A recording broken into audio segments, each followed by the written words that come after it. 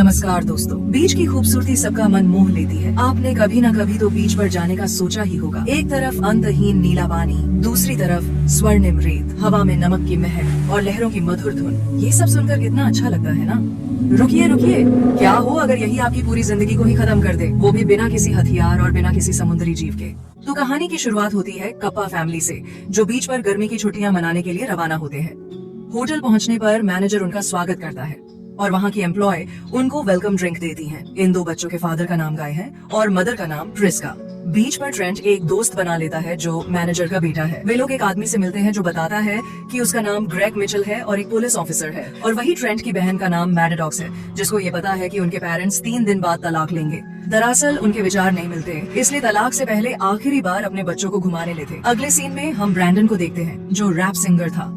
फिर हम एक और फैमिली देखते हैं जिसमें डॉक्टर चार्ल्स, उसकी माँ और वाइफ क्रिस्टल को देखते हैं। क्रिस्टल कहती है कि उसको कैल्शियम की कमी है, इसलिए हाई कैल्शियम फूड मांगती है। दरअसल वह हमेशा सुंदर दिखना चाहती है। वही साइड में उसकी बेटी कैरा है। फिर हमें दिखाया जाता है कि मैनेजर कप्पा फैमिली को आइलैंड पर नेचर रिजर्व प्राइवेट बीच के बारे में बताता है, जो बड़ी चट्टानों से घिरा है। वो कहता है कि वहाँ ले जाने के लिए हम चुनिंदा गेस्ट को ही बताते हैं। वे लोग जिंदगी भर के लिए शानदार यादें रखना चाहते थे, इसलिए मान गए। मैनेजर वहाँ अपने बेटे को देखता है तो जबरदस्ती वहाँ से ले जाता है। तभी एक औरत को मिर्गी का दौरा पड़ता है। डॉक्टर चार्ल्स उसके पति को ठीक करने का तरीका बताता है। तो आखिरकार ये सभी फैमिलीज बीच के लिए बस में बैठते हैं। वहाँ पहुँचने के बाद ड्राइवर उनको कहता है कि जब वे कॉल करेंगे वो उन्हें लेने आ जाएगा और खाने का सामान देकर चला जाता है। शुरू में तो वे सोचते हैं कि ये कहाँ अंधेरे में लाकर छोड़ दिए, लेकिन फिर उन्हें खूबसूरत बीच दिखाई देता है। वे सब लोग खुश हो जाते हैं और मजे करते हैं। चार्ल्स टेंट लगाता है, तभी उसे पीछे ब्रैंडन बैठा दिखा, इसलिए टेंट कहीं और लगाता है। प्रीस्का म्यूजियम में काम करती है। उसे हिस्ट्री बुक्स पढ़ना पसंद था, इसलिए वह बैठकर बुक पढ़ती है। तभी मैडॉक्स की नजर ब्रैंडन पर पड़ती है। वो कहती है कि ये तो फेमस रैपर है। वो इसके पास जाने की जिद करती है, लेकिन उसका पिता उसे रोक देता है। जब ट्रेंट पानी में नहा रहा था, अचानक पीछे से एक डेड बॉडी टच होती है। वो चिल्ला उठता है और सबको बताता है। फिर ये दोनों उसको उठाते हैं। ये वही लड़की है जो ब्रैंडन के साथ थी। लड़के की माँ प्रिस्का उसे दूर ले जाती है। वही पीछे ब्रैंडन खड़ा था और उसके नाक से खून भी आ रहा था, इसलिए उन लोगों को उस पर शक हो रहा था। ब्रैंडन कहता है कि वो उसका इंतजार कर रहा था क्योंकि वो पानी में नहाने गई थी।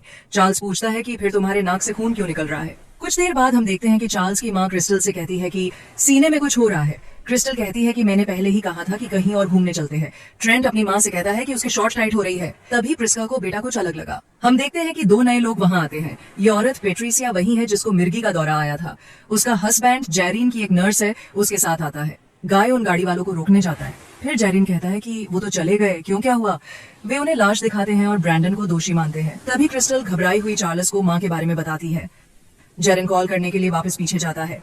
तभी उसे चक्कर आते हैं और होश में आते ही उसकी पत्नी बताती है कि वो काफी देर से यही पड़ा है। चार्ल्स की माँ कहती है कि वो अब ठीक है। चार्ल्स एक डॉक्टर था, इसलिए वेन मंगवाने से पहले उसे ठीक करने की कहता है। अब प्रिस्का भागी आकर कहती है कि उसके बेटे को कोई रिएक्शन हो रहा है। डॉक्टर मदद के लिए इनकार कर देता है और कहता है मुझे सब सही लग रहा है, वो मेरी बेटी के साथ खेल रहा है। फिर हम देखते हैं कि बच्चे एक दूसरे से कह रहे हैं कि वो कुछ अलग लग रहे हैं। अचानक चार्ल्स की माँ मर जाती है। क्रिस्टल कहती है कि उन्हें दर्द भी नहीं हुआ और अचानक सांस लेना छोड़ दिया। चार्ल्स सोचता है कि उस लाश को देखने की वजह से माँ सदमा झेल नहीं पाई। अगले सीन में हम देखते हैं कि पैट्रिसिया और जैरीन उन दोनों भाई बहन से बातें करते हैं। जैरीन ट्रेंट को कहता है कि वो शायद 11 साल का है। ट्रेंट कहता है कि नहीं, मैं 6 साल का हूँ। 11 साल की तो मेरी बहन मैडॉक है। वे सोचते हैं कि बच्चे उनसे मजाक कर रहे हैं। तभी उनकी माँ आकर पूछती है मेरे बच्चे देखे। जैरिन कहता है कि क्या सब मजाक करने के मूड में है, क्या ये आपके बच्चे नहीं है। जब प्रिस्का उन दोनों को देखती है तो हैरान हो जाती है। और हो भी क्यों ना, जब 2.5 घंटे में बच्चे 5 साल बड़े हो जाए। वो उन्हें गाय को दिखाती है। तभी ब्रैंडन वहां से भागने की कोशिश करता है और चार्ल्स उसे पकड़ने के लिए पीछे भागता है, लेकिन चट्टानों के बीच उनका सिर भी भरी हो जाता है। सांसें तेज हो जाती है और चक्कर खा के गिर जाते हैं। होश में आने पर वे वही पाते हैं जहाँ से भागे थे। चार्ल्स कहता है कि उसके शरीर पर इतना प्रेशर था जैसे वो गहरे पानी में हो। प्रिस्का के बच्चे डरे हुए थे, इसलिए वो उन्हें बाहर जाने के लिए रास्ता ढूंढने को कहती है।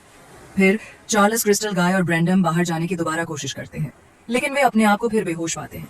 प्रिस्का और गाय बातें करते हैं कि उनके बच्चों ने कुछ खा लिए जिसका इन पर रिएक्शन हो रहा है, लेकिन अच्छा है कि उनके पास एक डॉक्टर है, अब वही बता सकते हैं इन्हें क्या हुआ है। तभी चार्ल्स अचानक ब्रैंडन पर चाकू से वार कर देता है, लेकिन वे सब हैरान तब हो जाते हैं जब घाव कुछ देर में ही ठीक हो गया। चार्ल्स समझता है कि ये कोई जादूगर होगा।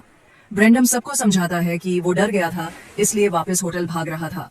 वो बस यहाँ एंजॉय करने आया था और उस लड़की से दोस्ती भी इसलिए हुई क्योंकि उसको भी एक बीमारी थी। वो पानी में स्क्यूबा डाइविंग, बैक स्ट्रोलिंग करके एंजॉय कर रही थी, लेकिन कैसे मरी वो कुछ नहीं जानता। उन सभी लोगों को अजीब इत्तेफाक लगता है कि बीच पर जो भी है सबको कुछ न कुछ बीमारी है। अगले सीन में हम देखते हैं चार्ल्स कहता है कि उसकी बेटी को ज्यादा भूख इसलिए लग रही है क्योंकि वो 3 घंटे में ही 6 से 12 की हो गई। वो पीछे मुड़कर देखता है तो पता चला कि उसका डॉग बूढ़ा होकर मर गया। वे लोग सोचते हैं कि लहरों के खिलाफ किनारे से तैरकर जाने का एक तरीका हो सकता है जब तक दूसरा बीच न मिल जाए। दूरी बहुत ज्यादा थी और लहरें बढ़ी, इसलिए वे लोग हार मान लेते हैं। मैडडॉक्स और ब्रैंडम आपस में बातें करते हैं। ब्रैंडम कहता है कि उसे ब्लड क्लोटिंग की बीमारी है, लेकिन यहाँ और भी बढ़ गई। कुछ देर बाद जब सभी लोग बात कर रहे होते हैं तभी प्रिस्का को पेट में दर्द शुरू हो जाता है। गाय बताता है कि उसे ट्यूबर है, लेकिन छोटा सा। लेकिन जेरन को वो बोल जितना बड़ा लगता है। दर्द बढ़ने पर डॉक्टर चार्ल्स को ट्यूबर बाहर निकलना होगा। चार्ल्स चीरा लगाते वक्त अजीब बातें करता है, जैसे किसी फिल्म के बारे में, वो भी इस वक्त में। दरअसल वो दिमागी तौर से बीमार था। जैसे ही चीरा लगाता है घाव जल्दी भर जाता है। इस बार वे हाथ से घाव को खुला रखते हैं और फुटबॉल जितना बड़ा ट्यूबर बाहर निकलता है। प्रिस्का को बाद में होश आ जाता है।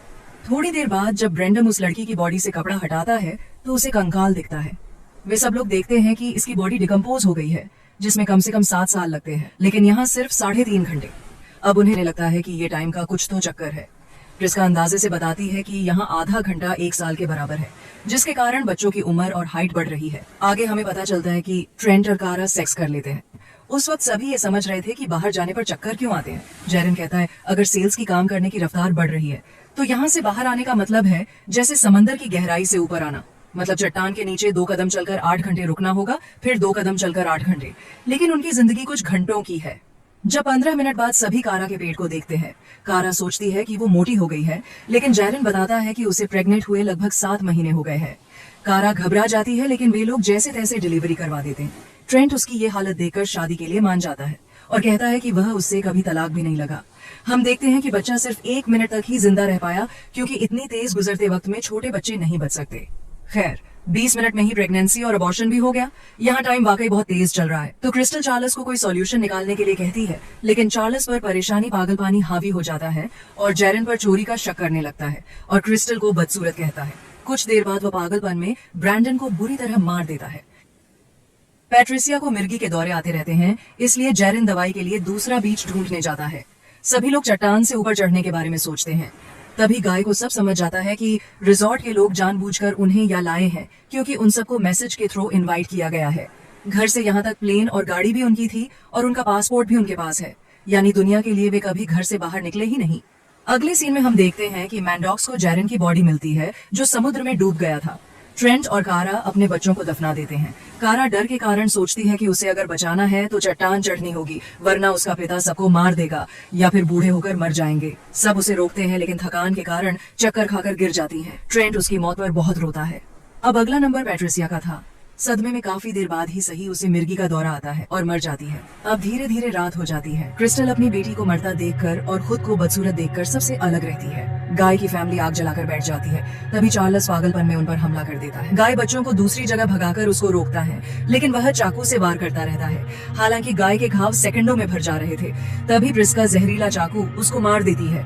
जहर की वजह से कुछ सेकंड में ही चार्ल्स मर जाता है। दूसरी तरफ मैटाडॉक्स और ट्रेंट मोमबत्ती जलाकर देखते हैं कि क्रिस्टल की हड्डियां पूरी तरह घूम जाती हैं और वो भी मर जाती है। अब सुनसान बीच पर अंधेरी रात में सिर्फ कप्पा फैमिली ही बचती है। आप इमेजिन कर सकते हैं कि उनके साथ 16 घंटों में क्या क्या हुआ। उन्होंने अपनी पूरी जिंदगी देखी और लोगों की मौत भी।